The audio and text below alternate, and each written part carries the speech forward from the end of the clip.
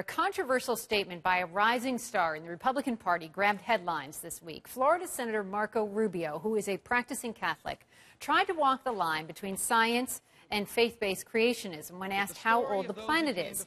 Here's what he told GQ magazine. "I'm not a scientist. I don't think I'm qualified to answer a question like that. At the end of the day, I think there are multiple theories out there on how the universe was created, and I think this is a country where people should have the opportunity to teach them all. I think parents should be able to teach their kids what their faith says, what science says. Whether the earth was created in 7 days or 7 actual eras, I'm not sure we'll ever be able to answer that. It's one of the great mysteries." Famed television scientist Bill Nye joins me now from Los Angeles. Bill, good morning. So you, like other scientists, say that we know how old the earth is and that the topic's not even up for debate. But every so often, a politician makes headlines either denying science or casting some doubt here. So tell us, as far as you know, how old is the Earth and how do you know it? The Earth's 4.54 billion years old.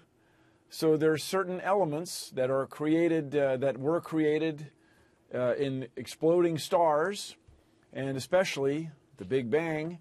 And we rely on those elements for our everyday life in order to have the quality of life that we have the remarkable materials we have. But the idea is certain elements change from one element to another, and the verb is they transmute. And the classic is our good friend strontium becomes rubidium. Rubidium becomes strontium. And you can look at this ratio. The half-life of that reaction is 48.8 billion years.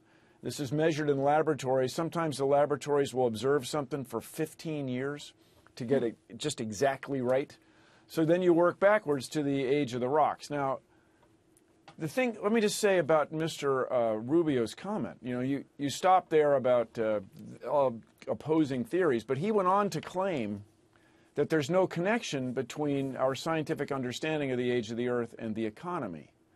And well, let me interrupt you there. Very strongly disagree with that. Let me just interrupt you there and read that quote, because this was another part of his answer to GQ, saying, "I think that's a dispute among theologians, and I think it has nothing to do with the gross domestic product or economic growth of the United States. I think the age of the universe has zero to do with how our economy is going to grow." So what do you make of this? I mean, you obviously don't agree that science has nothing to do with the economy and growth.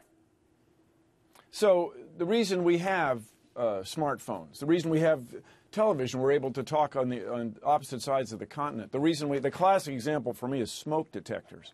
The reason we have these things is because we understand the reactions, the nuclear reactions that take place in elements, in protons and neutrons and so on. Without that deep understanding, we wouldn't have everything that you can touch and see in our environment. So the built environment. So this claim that has nothing to do with the economy is just, as far as I'm concerned, just wrong. I mean, now, I'm not going after anybody's religion. That's not it. Just the Earth is not 6,000 or 10,000 years old. That's not. And furthermore, we rely on these discoveries for our everyday life, especially here in the developed world. And what's the danger? So my claim. Let me ask you about the danger, though, in terms of what this teaches children. I mean, do you still believe that teaching children that the Earth is anything but 4.5 billion years old is the same as teaching them that it's flat? Well, the word same, it's a pretty good analogy in that you can very easily demonstrate that the Earth is not flat. With a little more diligence and a little more understanding, you can show that the Earth cannot possibly be 10,000 years old. That's just wrong. So what you're asking a kid to do when you're asking that kid not to use his or her critical thinking skills, not to use the ingenuity that made the United States what it is today. You're asking them to deny our ancestors who made these remarkable discoveries through diligence and careful scientific understanding. And it is in every way connected to the economy. So you were talking earlier about the branding problem that this political party has. This is something that they might want to consider. Do you think we all rely on this technology. Do you think the age of the Earth? Do you think the age of the Earth and creationism should be a political issue or no? Well, this this is what I think started this whole thing back in February, and I'm delighted that you're taking time with me.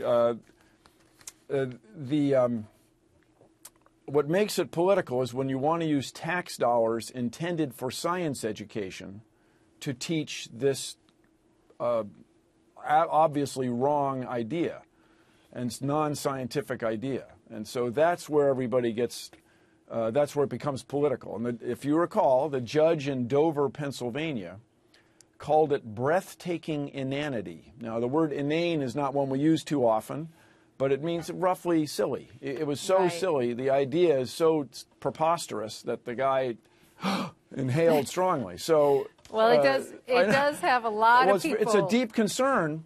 Well, it's a deep concern for a country that wants to be a world leader, wants to grow, wants to have jobs, wants to have middle-class jobs. So, no question thank you. about it.